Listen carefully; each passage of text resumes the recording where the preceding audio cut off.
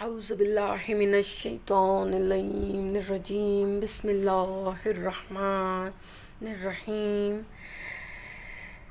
بحار الانوار جلد نمبر 53 میں علامہ مجلسی ایک حدیث تحریر فرماتے ہیں کہ تربت سید الشہداء کی فضیلت یہ ہے کہ جب خاک شفا کی تسبیح ہاتھ میں لے کر گھمائی جائے تو اس کا ثواب تسبیح و ذکر کا ثواب ہوتا ہے، اگرچہ کوئی ذکر و دعا بھی نہ پڑھی جائے۔ یہ حدیث ان جوابات میں سے ایک ہے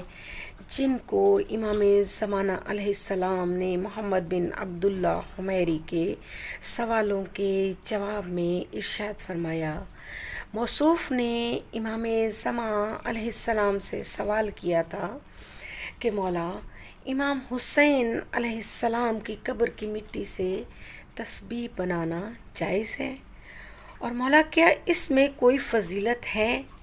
تو امام زمان علیہ السلام نے سوال کے جواب کے آغاز میں فرمایا کہ تربت قبر امام حسین علیہ السلام کی مٹی سے یعنی خاک شفا سے تسبیح بنا سکتے ہیں، جس سے خداوند عالم کی تسبیح کرو، کیونکہ تربت امام حسین علیہ السلام سے بہتر کوئی چیز نہیں۔ اس کے فضائل میں سے ایک یہ ہے کہ اگر کوئی ذکر بھی نہ کہے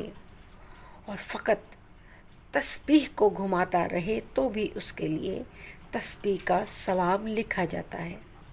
ہاں، مگر تربت حسینی یا خاک شفا کے بارے میں دو نقطوں کی طرف اشارہ کرنا ضروری ہے۔ نمبر 1، تربت قبر حسین علیہ السلام ان تربتوں میں شمار ہوتی ہے جن کو خداوند عالم نے مبارک قرار دیا، کیونکہ یہ اس زمین کا حصہ ہے جس میں سید الشہداء علیہ السلام کا پاک و مبارک جسم دفن ہے۔ خاک شفا کی تسبیح کے مستحب ہونے کے اغراض و مقاصد میں سے یہ بھی ہے کہ جس وقت انسان خاک شفا کی تسبیح کو ہاتھ میں لیتا ہے تو خداوند عالم کی بارگاہ میں امام حسین علیہ السلام کی فداکاری اور قربانی کو یاد کرتا ہے، اور یہ کہ انسان خدا کی راہ میں کس طرح فداکاری اور ظالموں کا مقابلہ کر سکتا ہے۔ انسان اس حال میں ان پاک و مقدس ارواح کو یاد کرتا ہے جو معشوق حقیقی کی راہ میں اپنی جان قربان کر چکی ہیں اور ملکوت اعلیٰ بارگاہ رب العزت کی طرف پرواز کر چکی ہیں۔ اس عالم میں انسان کے اندر خضوع و خشوع پیدا ہوتا ہے، اور اس کی نظر میں دنیا اور اس کا ساز و سامان حقیر دکھائی دیتا ہے، اور اس کے نفس میں مخصوص عرفانی اور معنوی حالت پیدا ہوتی ہے،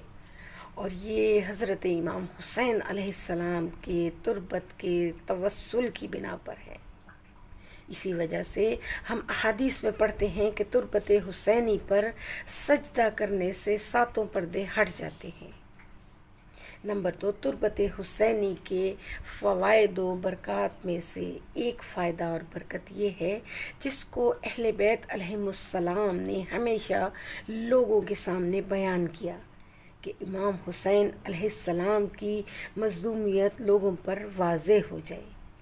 کیونکہ جب نمازی ہر روز نماز کے بعد تسبیح خاک شفا سے فیضیاب ہوتے وقت